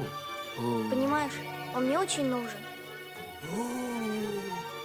Какой роскошный экземпляр. I didn't realize it was definitely the movie. Every single creature she encounters, you're like, well, that's a weird choice for a sound for something to Very make. strange sound. And I was just like, what the hell is that? I'm like, no, that's the movie. The movie has this sound. These are the sounds the creatures are making. I was like, I thought for some reason it was very strange. Oh my God. It put me in a weird headspace. The Yeah. whole movie did. Yeah. But I loved it. So Alice calls it a dragon, and she asks it where the magician is, and it continues to make ooh sounds and just flies away, and they don't follow it. So I'm not sure Nope. what that was about. And it comes back. And they're like, there it is. Yes. Hey. They walk a little further and find a large stone with words on it, and they go, it's a magic stone, and it reads, you go straight, you lose your life. You go left, you lose your good. You go right, you lose the horse. And so they're like, got it. Let's go the horse way because we don't have a horse to lose. And then they encounter a gate made of logs. They go in after the gate opens and see 3 men who all speak in unison.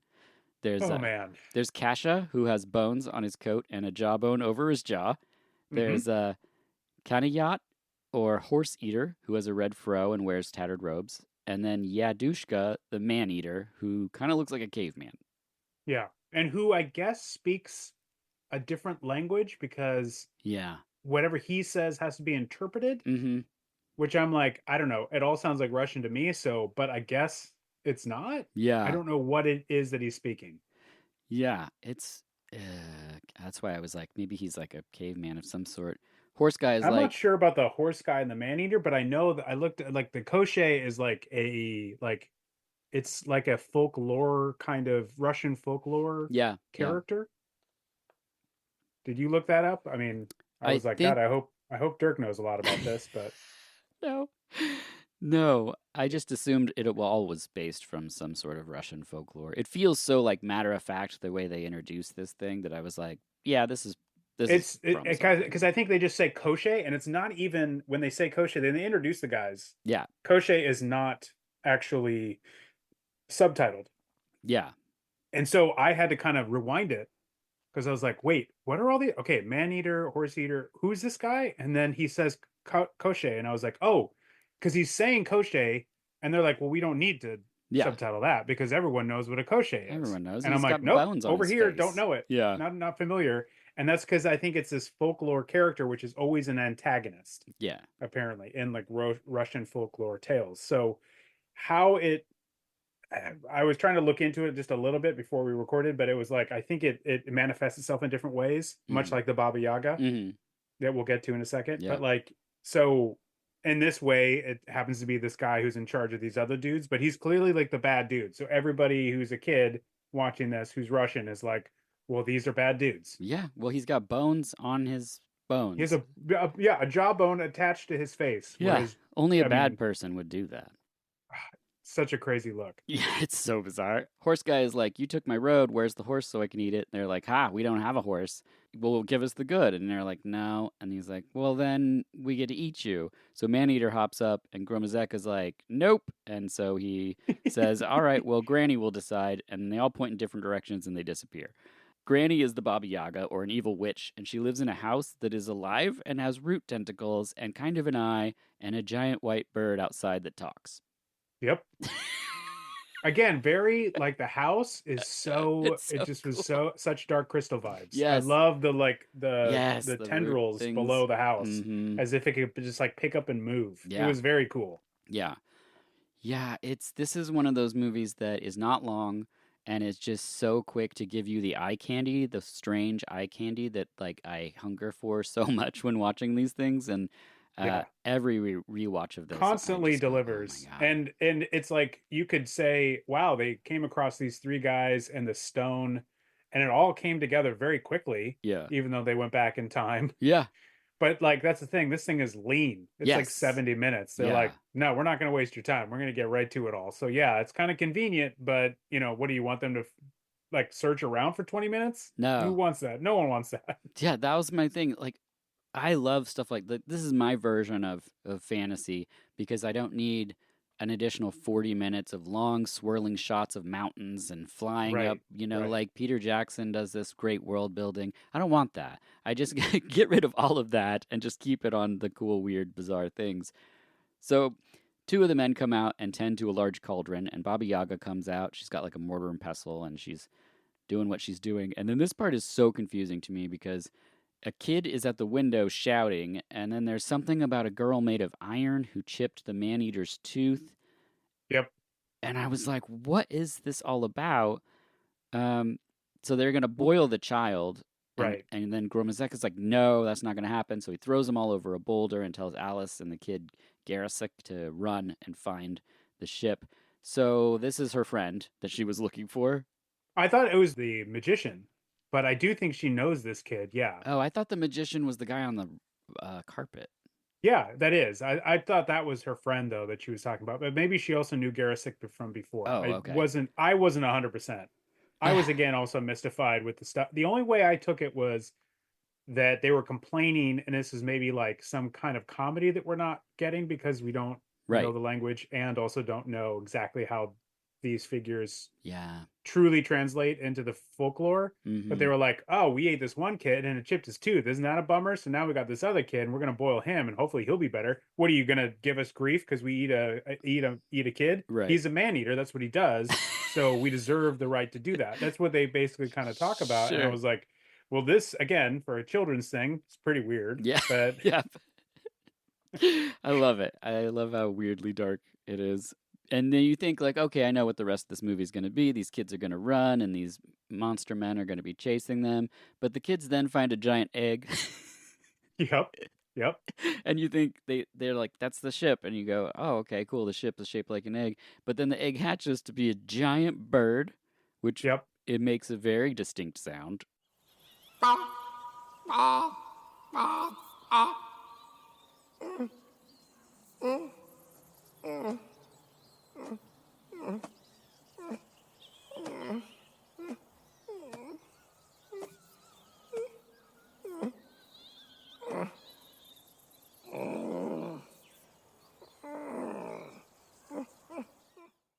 Oh, it's so weird.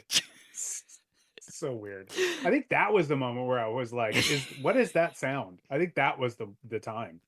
It- That crazy sort of like what kind of bird? Ostrich type of bird to it? Like clearly somebody's hand is there, is the like neck and And they're face of facing backwards, so the legs bend the right way. And they're chasing the kids and just screaming the whole time.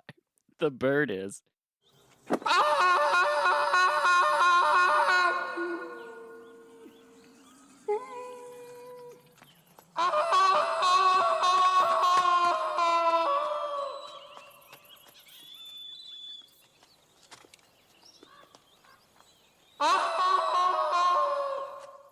My favorite part is they hide under a ledge and it walks above them, just continually making more sounds. It's so great. And then they finally see the alien ship. And by finally, I mean this has been like 3 minutes. the... And yeah, it's all very quick. yeah, then they hit us with another cool evil tune.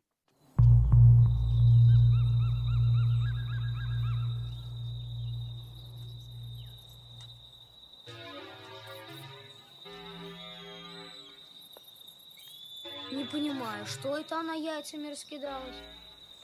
Кто? Птицерог? Герасик, это не яйцо, это космический корабль. Ты в прошлый раз говорила, что корабль, а это было яйцо.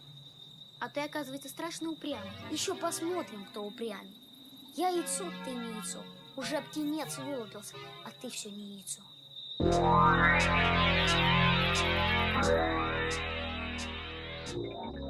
And the evil dudes all file out, walk around, and then the bird shows up and starts pecking at the spaceship.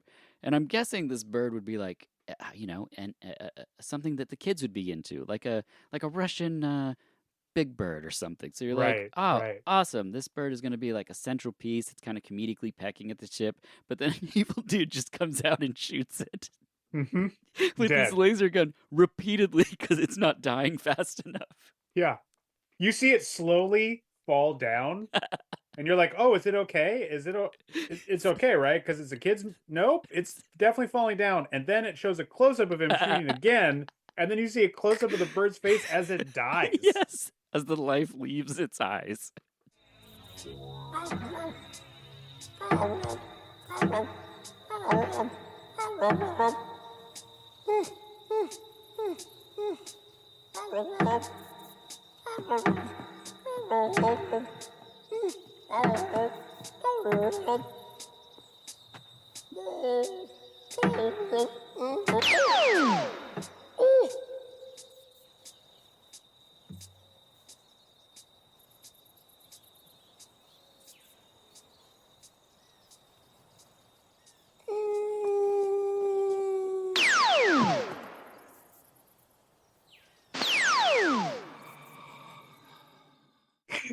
And so you're watching that as a kid and you're like, oh god, this is so heavy. But suddenly a man's flying on a carpet through the sky and you're like, oh, okay, cool.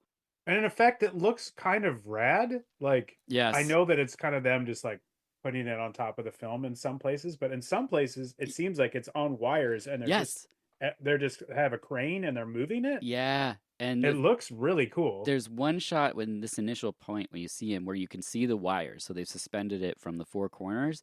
But other shots of it, you don't see the wires, and it's very cool because it lands at certain points, and Mm-hmm. you can see them kind of brace for the fact they're hitting the ground. It's Yeah. it's pretty great. So this is Ooh the magician. Silver guy tries to shoot him, but then Ooh. puts on a hat and becomes invisible, and I was like, well, that's coming back. The Yeah, it does right away. the bad dudes get on the ship, so Alice just puts on Oo's hat and goes on the ship. She sees the purple ball. They then land in snow, followed by the magician shortly after. This is literally like a 90-second sequence. The baddies hide the purple ball under a rock, so the magician levitates the rock, and everyone's got the sphere. So it's just like, okay, well, that was quick. Yeah, like they were like, we got to invent something to move the stone. He's like, why invent anything? I could do magic, Yeah. and just lifts it. I'm a magician. So all he needs is concentration. So shut up while I do it. Yeah, that's basically the whole thing. And then we get the sequence that you knew was going to be in the movie, which is where Gromazeka's teaching the evil three people in Baba Yaga about vegetables. Yep. Oh, my favorite scene in the whole thing. And of all the vegetables to start with, he's like carrots. Yes. And they're like, when they eat them, they're like, ugh. I'm like, well, probably not the best starter vegetable. He's like holding it up, showing, and there's music, so it's not like we're getting the actual dialogue of like, he's like, this is Right. the end, this is the other It's a little end. montage Yes. sequence. And the man-eater guy is like trying to stab the carrot with his knife. He's like, how do I destroy it and then eat it? Oh my God. Yeah. I love that sequence so much. It's so good. And so they return, and Alice and Gromazeka head back, but also, Ooh, fooled them. He comes back with his hat. So they have the ball, and he says, you don't need this, and he just throws it. And I'm like, was this all for nothing? What's going on here? I don't understand what happened there. And then he It says, just floats up into the sky? I'm Yeah. like, what? and then he's just, they're not even confused that he's on the ship.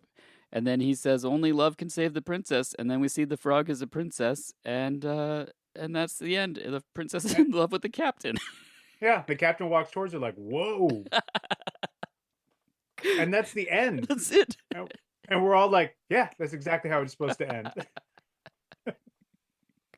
Where's the orb? Where's the purple ball? No What notes. I don't know. So yeah, he could have just done that from Earth, like. right. We could have just thrown it up into the air and never gone back in time. What? Also, if only love can bring the princess back, why is she back? Did we love her in advance? Did the captain see the frog in the hallway earlier and went, man, I love that frog now? I think that's what was happening in the hallway. I wish there was a sequence where it just cut back to the captain and they were like playing cards or something. Like there's just a Right, bonding right. moment between the frog And and just the like captain. petting it, like kind of like, why do I love this thing so much? Because I don't, yeah, I understand that line of like, don't worry, love will save everything is like clearly around the world. That's just Yeah. a thing we all tell kids. We don't tell them the truth that life is hard. It's more like the bird, but yeah, Right. love will save everything except for birds. Yeah. That will just eventually be like, that thing's weird. I'm going to shoot it. That's what life really is. But anyway, it's about love. And then like, but somehow love still had manifested rather than seeing that actually happen, like Yeah. telling them somebody and then they act on that and then it occurs. It's like, it's out of order. It feels like, And but in a way that was delightful. I love that she didn't encounter a king and queen who were like, have you seen our daughter? Like even that Right, would have like right. tied it in somewhere, but they're like, Right. no, this is just a rogue princess who was a frog. That's it. We don't know where she's come from. I don't know. Right. She mentioned qualifications of being a princess before going full frog, and that's all we really know. When I got her, she said she was a princess and that if I could just take her, she would eventually be able to get some money. But right at the time, she doesn't have any money. So she just really needed a ride but didn't have any cash because was just traveling without any money. You've heard this story before, right? Also, it's like a B plot to the whole thing with the death Totally. sphere. And did they stop the ship from? Did that still get to? We don't know. We don't I even don't know. How did that affect actual regular time? Yeah. And when they go back on the ship, Yes. are they now back in present day? And then the wizard just went as well I mean, to the that's present day? I look, I don't know. It doesn't matter. It really doesn't It matter doesn't- because the story doesn't care. They don't care. They don't care. And yeah, I've seen it multiple times, and every time the ending happens, I'm like, oh, that's right. They're done. They're done. Yeah, They just it's just like stories. We're done. We don't have anything else to say. This is it. It's like Godfrey Ho, where he's like, the bad guy's dead. End of scene. And you're like, oh, he was still exploding when you said the end. Okay, I guess we really are. There's done. nothing more. Once the bad guy's done, it's done. It's done. There's nothing else to say. Once There's the no other frog's story a to talk about. princess, the sphere's in space. That's it. And you're like, oh. Yeah. What else do you want? I You're wish- just greedy. I wish there was more. When I was doing research, I got so excited to see her face on other things that I was like, is this the middle of something? But no, it's really the end of the whole series. Yeah.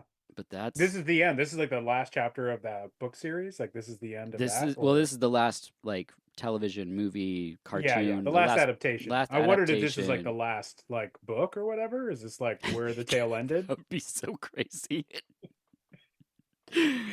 But it's possible. I mean, the miniseries doesn't make a whole ton of sense, but it's also not as fantastical. It's more like Alice coming to Earth in different times, where there's maybe a futuristic hallway, but it's not like there's weird flowers and floating Jim Henson characters and stuff. Right. Right. Like this thing really is a mixture of the miniseries and the cartoon as much as they could, which is what makes it so fun. And I hope. And I imagine they were anticipating making more of these movies, which is maybe why it ends on like kind of like a. Yeah. If you have questions, we'll pick up next time. Yeah. Don't worry But about there was it. no next time. This is it. So No, guy didn't do much for a while, and then was like, "What about Wizard of Oz?" Like he still had this like family entertainment thing he wanted to do, and his version it's a dark telling of the whole situation. But you know that's Lilac Ball, Ryan. Thank you so much Wow. Wow. for watching it and for all of your time. Well, I did find the DVD on eBay because I do want a copy of this. Well, the cool thing about the Purple Ball Yep, that's it. That's the one. DVD is Gromazek is right on the cover, so and he looks like he's about to drop like a really sick rap album. He's just got this super cool pose, like "What's up?" like he's about to throw gang signs. Because this is a thing. Like I occasionally will have like movie days where I'll invite some friends over and I'll watch a crazy movie, but I like to do like an hour or so pre-feature. Mm-hmm. And I'm like, it would be Perfect. I don't know what this would set up, and that's the fun. But like, I mean, watching this with a group of people would just be like, what is going on? Oh, I mean, so that's fun. what I was saying Yeah. while watching it. What is this? And also how rad it is. Yeah. Like it's kind of awesome. It's well made. So It's well shot. yeah, Like you said, the set design. Some of these movies, especially future past post-apocalypse films, as a kid I didn't understand like why we start on a cool spaceship and then we go to Arizona. It's like, oh, Right. because it's budgetary, so they can just shoot a gas station and we're still watching our future movie, even though it's like, you know, saving a ton of money. This one, you Right. start on the cool ship and then you go to the planet, but there's so much weird stuff going on the planet that you're never once going, oh, this is just a field, or like there's Right, just right. constantly new creatures and things. Or we forgot to mention when Dragon comes back into the picture, just Right at the end. just so they can flies wave. by. Like, remember this me? thing? I I didn't do anything in this story, but here I am again. It's like they're like Falcor, but like does nothing. Right. Falcor is like inert and not necessary. to Just the comes story. back at the end. He's like, look, okay, later. Bye. Yeah, it's this one was pretty damn good. Nice. I gotta say, I really enjoyed the hell out of this. If- This was really good. If we were to rank the movies we've watched for Yeah. Kindred Trauma, I'm not asking you to do it right now, but No. would But this? this one's up there. It's up there. for sure. Yeah. That's what I feel like too. I feel like It's always a tonally- question of like, does anything top Carnival Magic? I Because that's mean- really like, I feel like we started at the top of the Yes. mountain. Yes. And I don't know if this tops it, only because Carnival Magic is American, Yeah. and so I think I more understand the cultural aspects of it and how not great this movie is in Mhm. terms of that. and thinking that this was a child's movie. Yeah. Even some of the other ones that we've watched, like the Singing Ringing Tree, like those are all like set in these weird Mhm. magical worlds. And maybe some of the things that they came up with that they thought kids would like were inappropriate and look more horrific than they were thinking. Yeah. That fish. But that's like a misjudgment rather than like, yeah, this story about this sad alcoholic carnival. Yeah. Yeah. This is going to be a story that people will like with this weird chimpanzee with a voice that a chimp should never have. And It still could be a just- TV series, he says. I mean that it's hard to top that one, but that's because culturally there's so much of it that I Yeah. think we get and Yeah. we are alarmed by. Mhm. But I think this is really, really close of all that we've watched before. Yeah. And maybe you recall exactly all the titles there, but I'm thinking of the one with all the animals that Yeah.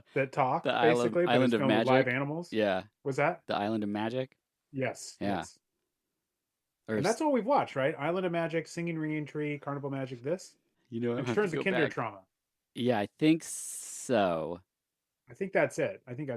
But I always throw in the Blu-ray that we're luckily a part of now because Oh, the Great Land of Small. yeah, Sure. because that's the whole That- reason I even thought of that for your podcast was because my friend Jael and I have talked about Slimo and how terrifying the butterfly hole is in that movie. It's still. I have that up here, and I'm gonna like put it like a little shelf or something, a little space. Yep. I have it even in like one of those Blu-ray protectors, which I never Nice. do, but yeah. I'm still just amazed that somebody did not only turn that film that we saw and turn it around and say, no, everyone needs to get this and Yeah. buy it, but also they included us in it. Yes. Crazy. It's so cool. So It was unexpected. one of those things that like there was just no one else had bothered to No. investigate as much as we did. Yeah. And they were like, well, we got to include it because I mean, there's nothing. Who else? What else are we gonna You do? do a search and one result pops up on the whole internet. And they're Right. like, well, I mean, maybe Guess we'll throw that on there. might move a couple units. I don't know. Yeah, that just is amazing to me. It's Yeah. still amazing to me. Well, my hope is So that if we can be on the Yeah. eventual Blu-ray Yeah. of the Lilac Ball, I mean, come on, you yeah, deserve it. yeah, I'll even re-record the episode with you without the new releases part because that would be kind of dating it. But Sure. No, of course. Yeah, we just redo it and give them a whole, and we'll just do it. We'll talk over the whole movie, and yeah, we'll figure out what some of these creatures are. We'll do it. who's gonna put this out? Who's putting out Lilac Ball in your mind? And again, I think Deaf Crocodile Yeah, to Deaf me Crocodile. seems like the most likely candidate because they also put out a lot of Russian movies. Yeah, But they put out like almost exclusively, and I think if they put Pretty a much shirt out with Chromazeka on it, just in that pose on the front, take all my money. Like I don't even care. Make Yeah. it $75 for the bundle. I'll do it. just of him sitting there with his Yes, forearms. with his forearms, with his attitude, his sassy "I have forearms" attitude. Look at it. Oh my gosh. Yeah, Get yeah, outta it's here. crazy. And like people would be like, "What the hell is this shirt?" And you'd Yeah. be like, "Yep." Yeah. And when you come across the one person that knows, instant friends. They're like, "Is that Lilac Ball?" And you're like, "Pff, "You know it." Yeah. Well, let's go get a coffee. Let's sit down and chat. We need to sort out this frog princess. I had something else I had to do with my kid, but unfortunately that's over because I've ran into somebody that knows Lilac Ball by a visual cue. So we had to sit down and talk. Okay, my goodness. But it's a really good one. It's a really good one. If people Yes. don't check it out, this you gotta go find it somehow and watch this one. This is one I really think you can't miss this one. Yeah, and it's 74 minutes. I mean, you can't really beat that. If you can't. Easy. You can. and Some of that easy is out. like, just titles. You can kind of click through that. So it's even shorter than that. So There you go. I don't skip it. Don't skip the beginning. well, no. But I mean like just the titles yeah. on black, you Yeah, know, or yeah. white titles How are on you black. going to know Moscow time though? Right. You don't want to miss that. Because it doesn't come back. Even when they come back, they don't say like, "Hey, it's 8:45 Moscow time," because you'd be like, "Oh, now we know." It doesn't. Well, what's also fun about the subtitles there is, again, the subtitles sometimes are telling you what each title card is. Yeah. And then I guess when they're sick of that, they just start then translating the song you're listening to. Yes. And so you get some of the lyrics. Some of the lyrics. And then they jump back and then they're like, no, but here's also the title card. Yeah. So then you don't get the lyrics that are now being sung. So Yeah. you're like, well, I have no idea what the song is about because I've only gotten part of the lyrics. Yeah. That's the So- best way to see Lilac Ball, is knowing just a little bit. So if that song set up the movie, we'll never know. No. We've only gotten maybe one stanza of the lyrics that get translated. There's Yep. nothing. There's almost nothing there. Which means, Oh. someone who can decode all that, put that on the Blu-ray too. I'll buy it. Yeah, for sure. Ryan, where can people find you? You can go to our website, newworldpicturespodcast.com, and that has all of our episodes and our t-shirts. You can buy a t-shirt. Yes. You can get articles. There's articles there. All that stuff. That's all there. You can find all of our socials. Everything's there at the website. Go there.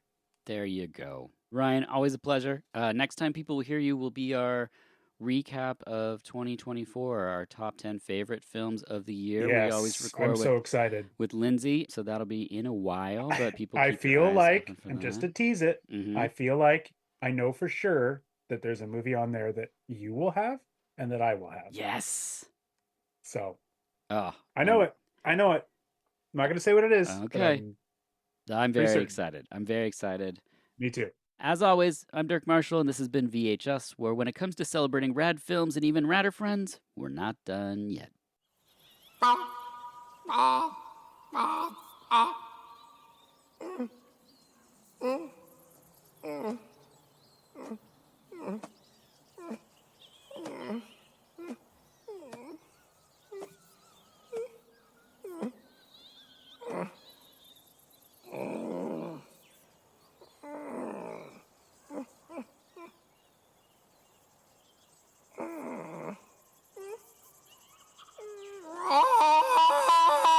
А теперь бежим. Он такой смешной. Склюет будет не смешно.